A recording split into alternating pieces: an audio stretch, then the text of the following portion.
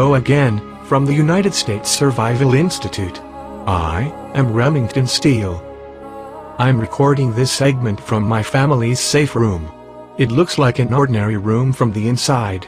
It has 2 rooms included inside it, a larger central family room and a small interior storage room. But its looks are deceiving. It isn't no way built like the rest of my home. Its walls are 8-inch solid concrete with a 6-inch solid concrete ceiling, reinforced throughout with steel rebar.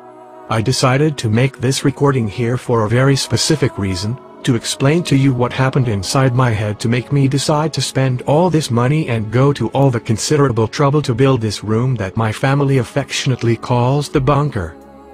The question that drives this chapter is, how do I know when it is time to start preparing? After all, you and I and everyone else have considerable demands on our income stream. We have to satisfy debts, we have to pay for the essentials, and then we have to pay for a long list of wants and things that just make us all happy. But when it comes to start diverting resources for an event that is off in the fuzz of the future somewhere, one that has no date attached or one that has no specific name, then once you become convinced of its necessity, selling that idea to the family member or members becomes significantly more difficult. So what did it take for me to decide to do this, and how did I convince my wife? It was fairly simple really. One night in 1998, a terrible storm blew right over our home. It was so bad that I wished that I had a storm shelter to dive into. I grew up on the Oklahoma plains and my father always built his storm shelter before he built his homes.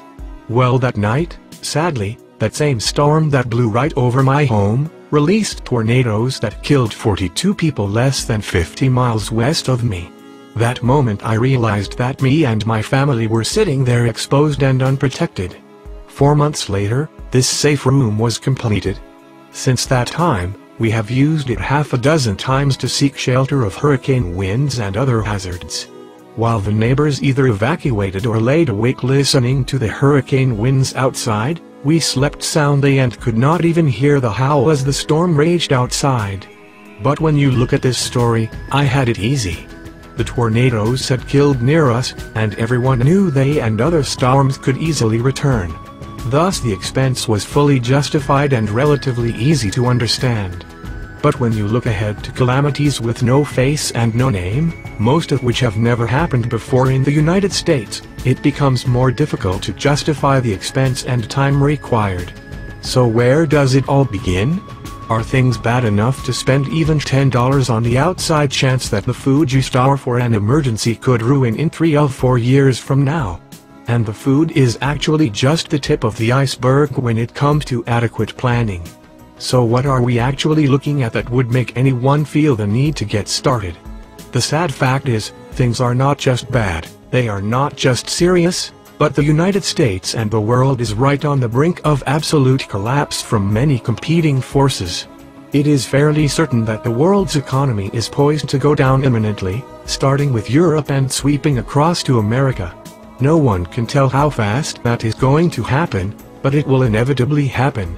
And when it does, the ripple effects of history's greatest depression has the potential to bring it all down at once. After the near certainty of national economic failure, is the specter of mass civil unrest, perhaps to the point of all-out civil war, along religious and racial lines. There are at least 3 generations that have subsisted on nothing but government handouts. When those handouts slow down and ultimately stop altogether, there will be total anarchy everywhere. There are not enough police officers or National Guard on the streets to prevent total civil breakdown. The government knows this, of course. It created the monster after all. So it will continue sending out the payoff checks, but the inflation will reduce them to meaningless, insignificant amounts that could not possibly meet anyone's subsistence needs. Thus the mass insurrection will inevitably begin. The civil authorities have no way of dealing with this level of unrest and they will be absolutely overwhelmed. Unfortunately, innocent, law-abiding citizens will be totally on our own to defend our homes and families. But that is only a part of the threat that is not that far off. Our enemies abroad, and they are many, have already begun to plan disaster scenarios against us. There is the threat of a single low-yield, relatively primitive electromagnetic pulse bomb, known as an EMP bomb. It would plunge us back instantaneously into the 18th century. And then there are the threats of biological warfare, and even nuclear attacks. You must believe that today we are all living on borrowed time. Today, you and I and our families are actually past due for a disaster of epic proportions. For example, the FBI director just warned that our highly capable enemies are now developing a computer virus that could destroy or permanently disable all our critical computer infrastructure. This insidious virus would attack us through the internet. Such an internet bomb could plunge us back to the previous century in but a single day. He called it, quote, the most dire threat to the security of the United States, end quote. But, and I hate to sound like an infomercial here, that's not all. There is still the very real threat that some destabilizing event could trigger an all-out nuclear war, or that a rogue state would trigger a nuclear or a dirty bomb anywhere in the US. And there are at least two natural threats that are real and relatively past due in their historic context. One is a devastating solar storm that humans would not even detect, but that would wipe out the planet's entire electrical transmission grid in less than a single hour. The solar energy fries the huge transformer infrastructure, and each one would require at least 2 or 3 years to manufacture. The world again would immediately revert to the world of the 18th and 19th centuries and all that entails.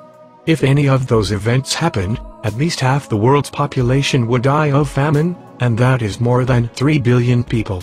And if that isn't enough, there is the specter of global pandemic. Again, a planetary pandemic is, historically speaking, long overdue. Such a pandemic would in itself slow or stop the cogs of the life support system of every society with virtually no warning. Now, these threats are not as visible and imminent as a cluster of deadly tornadoes flying over your home at midnight. But together, they should wake up every American responsible for their homes and families. And finally, one more question which I hope will drive my point home. Even under sunny clear skies, you are still in grave danger from any of these threats, any of them. Just as much as a cluster of deadly tornadoes floating over your home. And if any single one of them did strike without any warning, how many days would your family be able to survive on the water, food and medicines you have right now in your home? And how many days could you make it without any power, gas or heating oil? And how long could you hold off the clusters of desperate, lawless people moving from door to door looking for food? I hope now you get the bigger picture. The answer to the question we posed up front about when it is time to begin preparing is obvious. The time to begin your preparations is now. Right now. Today. And that is what this video series is all about. On our next video, we will discuss the top 10 things you need to get started protecting you and your family.